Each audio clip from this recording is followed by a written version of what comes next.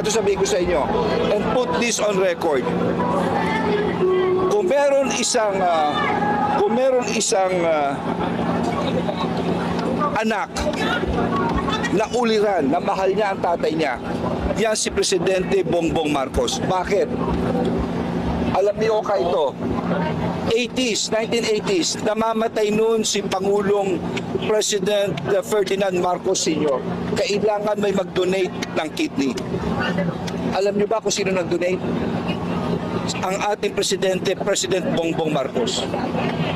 1980, kaya siya, iisa na lang kidney niya.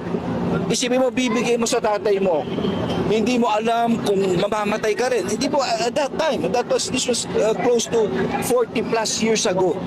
Hindi mo alam ano epekto sa iyo. He was in his 20s. Will he have the same quality of life? Gaganda ba ang kabuhayan ng ating Pangulo? Isipin mo. Ito ba'y makaka-apekto sa kanya? Ito ba'y magiging baldado siya? No one knows.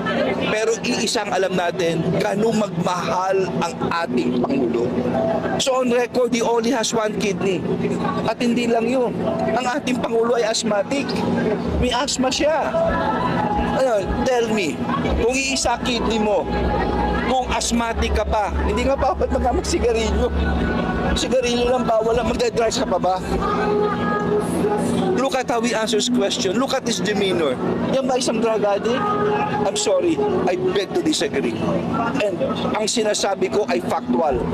He's living on one kidney. Ito'y simbolo na isang pagmamahal ng anak sa kanyang ama.